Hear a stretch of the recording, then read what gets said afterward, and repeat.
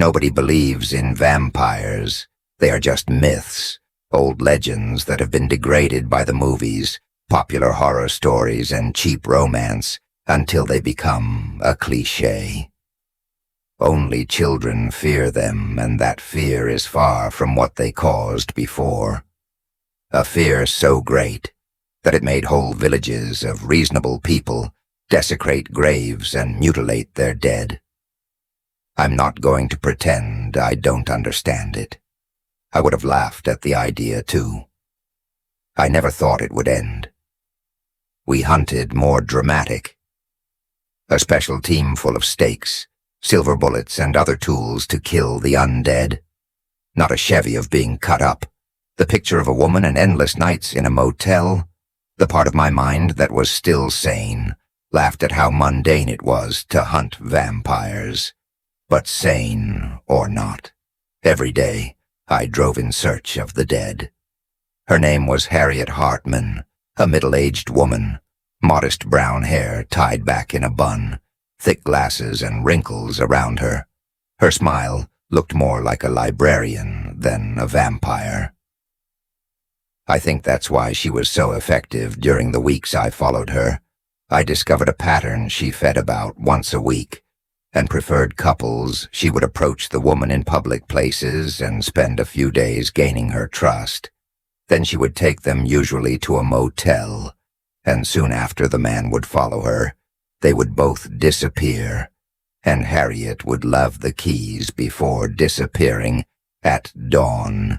Most of the time it was boyfriends, but sometimes a father and daughter, co-workers, or siblings. Always a man and a woman, except when she couldn't get music.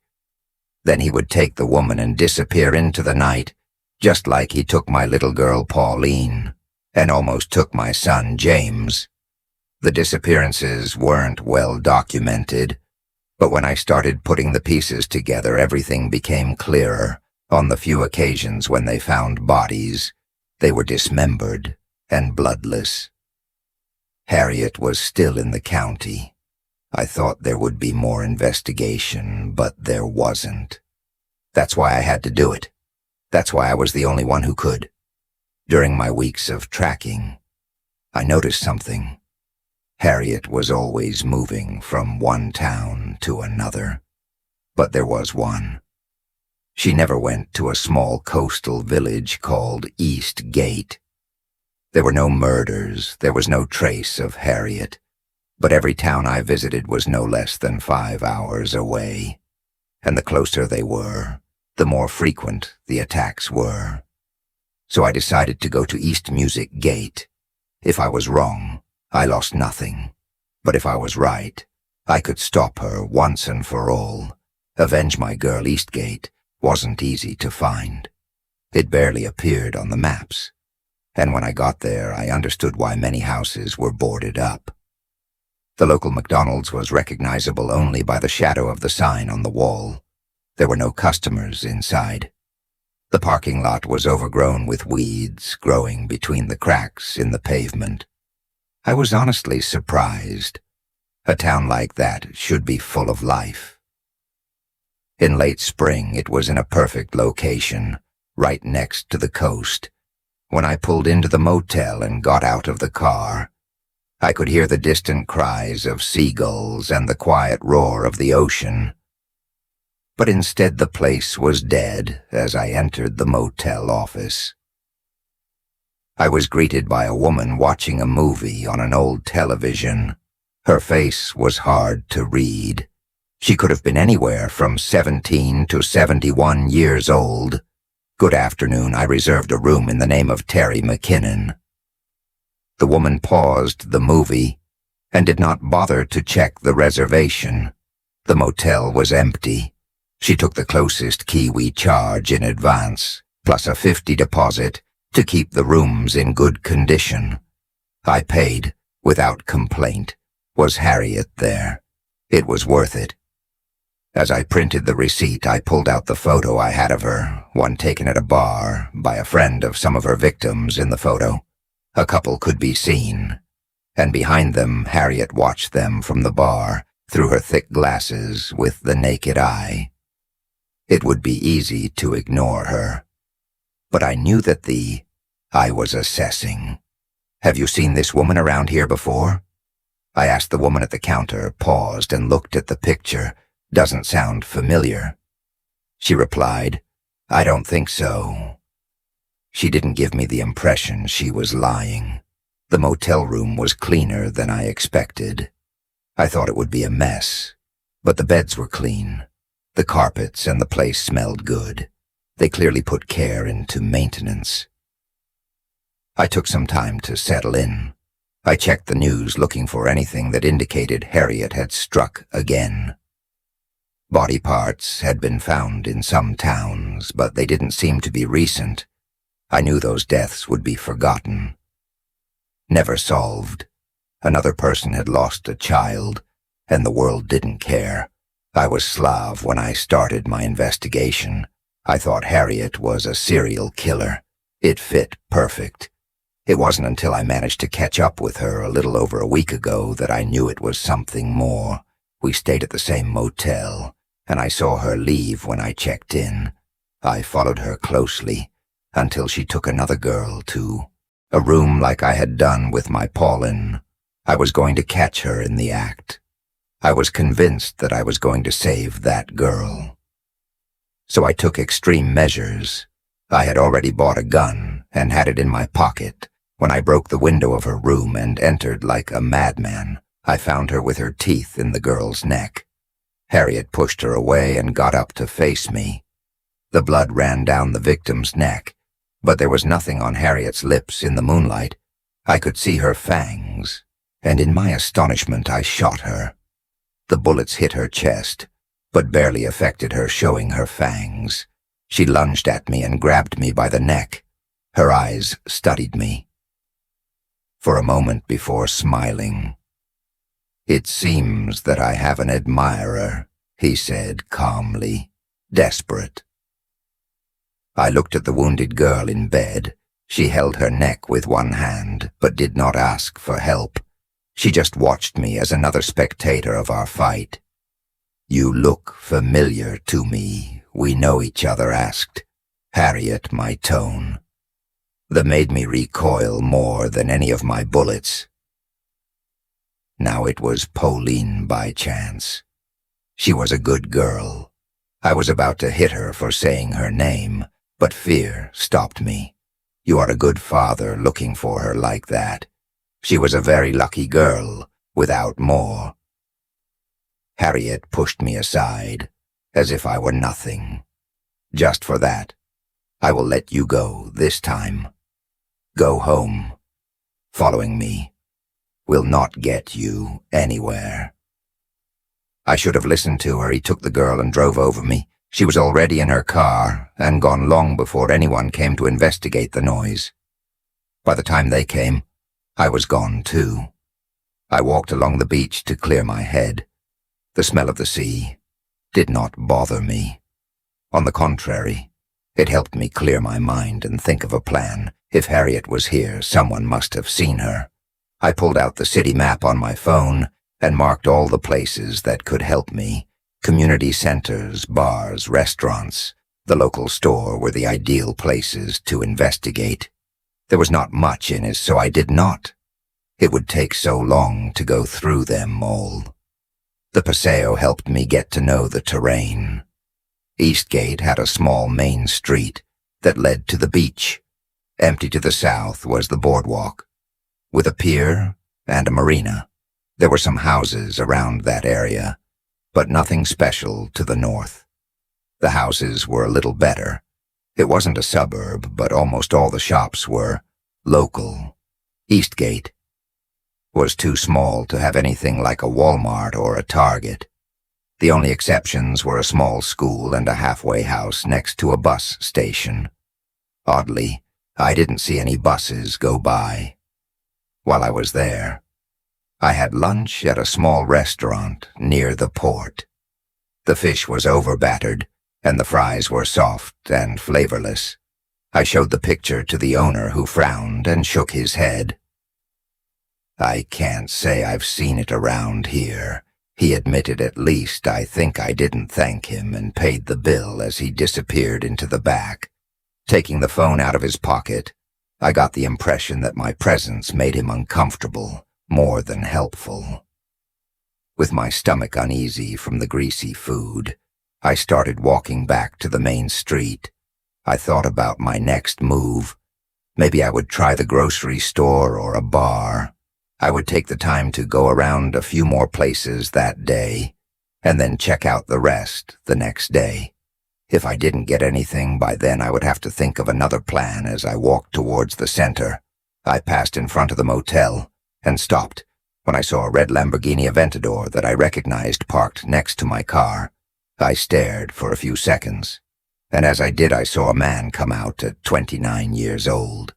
James was the reflection of what I could have been: handsome, successful, intelligent, and a great athlete. I was proud of him.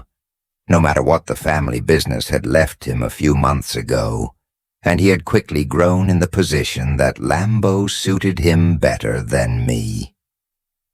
James approached with his confident demeanor, looking at the empty landscape that surrounded us. "What are you doing here, Dad?"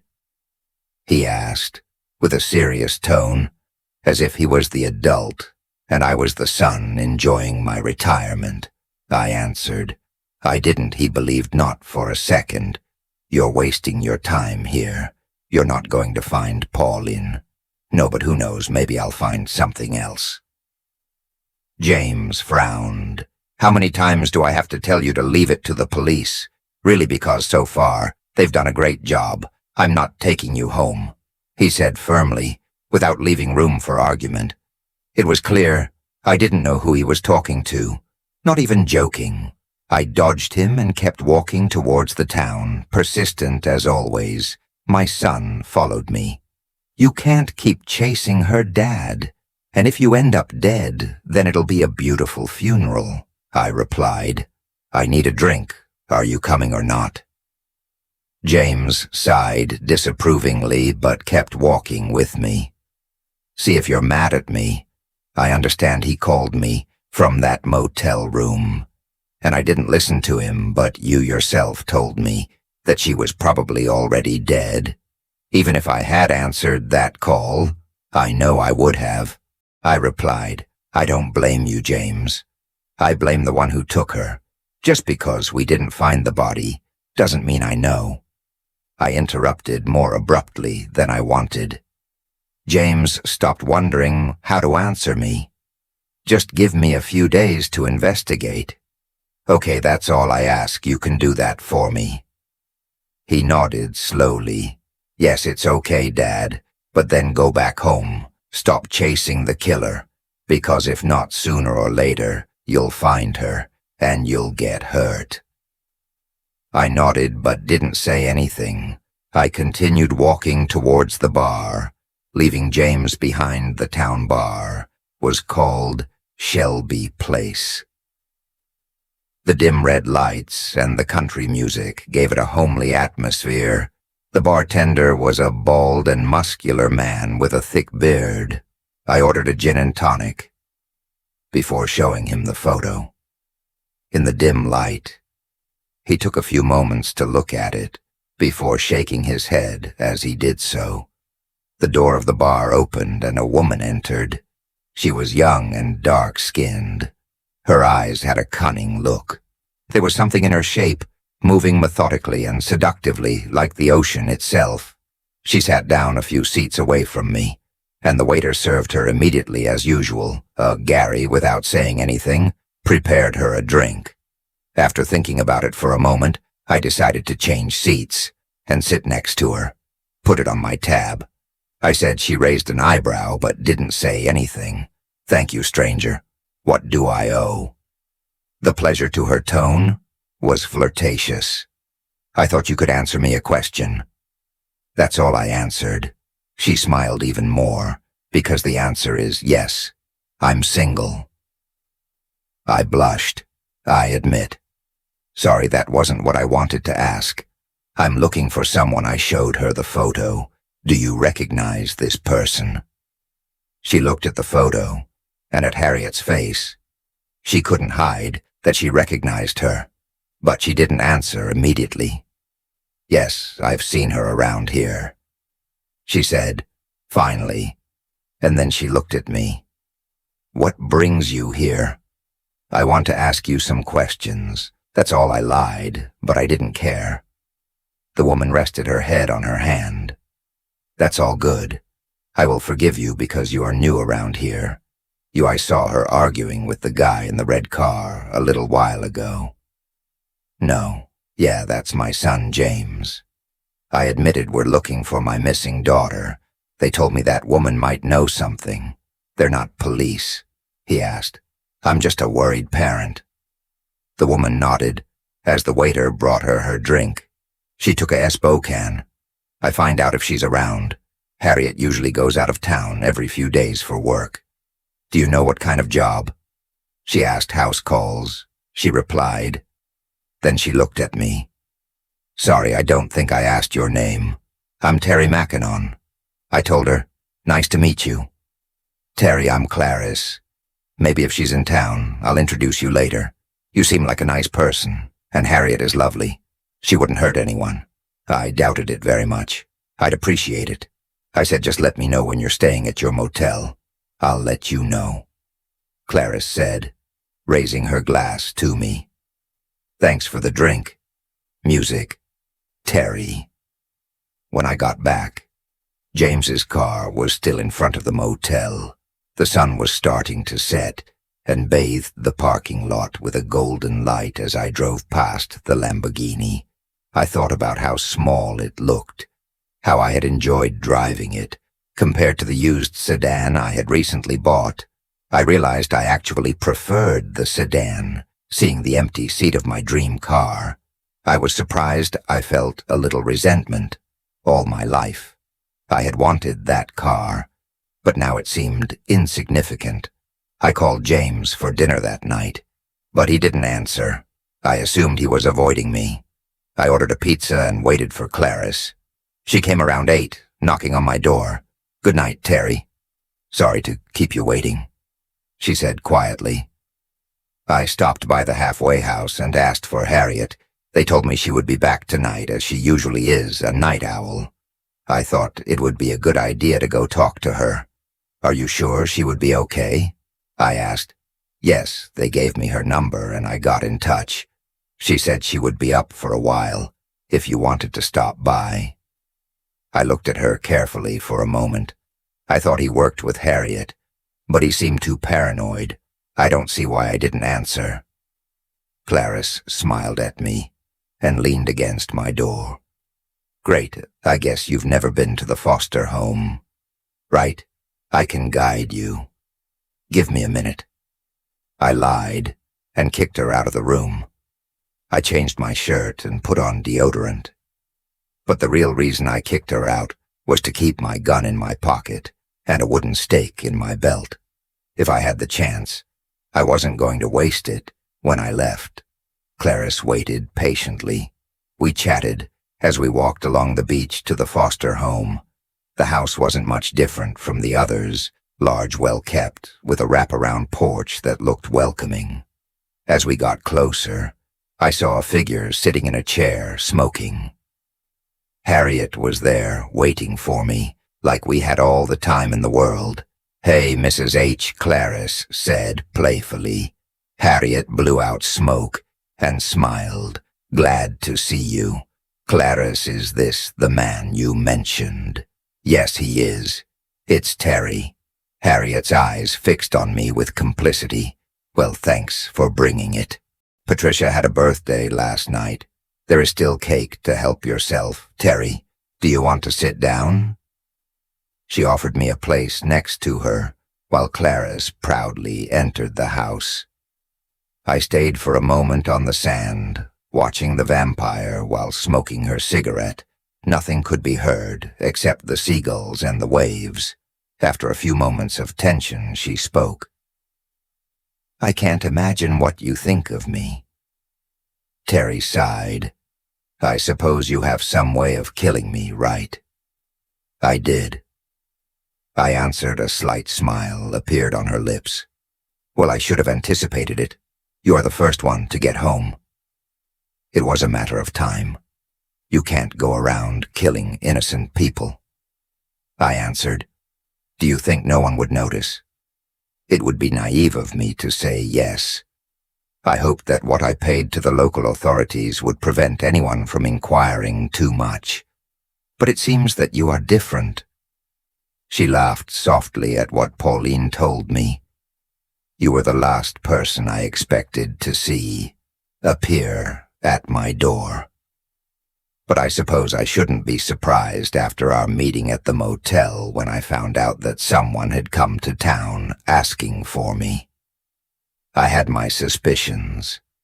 I hope you don't mind that I sent Clarice for you. But prolonging this wasn't in either of our interests. I pulled the stake out of my coat, and Harriet's eyes focused on it, but she didn't move. She inhaled her cigarette. If you're going to kill me, would you mind if I asked you a question first? I paused for a moment before nodding my head. I feared the moment she would lunge at me, when it would be her or me, and I would have to drive the stake into her heart. But she didn't move. You know how I chose my victims. You chose partners, a man, a woman. I answered. She shook her head. No. Often, yes, they were a man and a woman, but what did those partners have in common? I had no answer. Harriet waited patiently in my silence. I suppose by following me here, you have become a monster hunter. No, perhaps you would be interested to know that I am also some sort of monster hunter. People ask for help all the time. So I visit them, assess the situation, and if needed, deal with the problem abuses like the tide. It rises and falls. It drowns those caught in it. A sad truth of humanity is that people don't change. Terry, some do you did, but not all. Not the worst. Some just destroy. Take hurt, rape. I didn't choose to be what I am today, but they chose to commit their sins. What are you talking about? I asked him. I'm talking about my victims, the bodies they found on the roads. Yes, it was me. But those were the monsters, abusers, rapists, no better than animals. And what about the women, I asked. Do you expect me to believe they're okay? Why take them then for their safety? He replied. Harriet, when a dead body turns up, they're usually the first suspects. I've seen innocent people suffer for my crimes. That's not what I want. So instead, I take them with me, help them heal, and when it's time we start over, and they leave you feed on them, I asked some. Allow it. Others have no choice.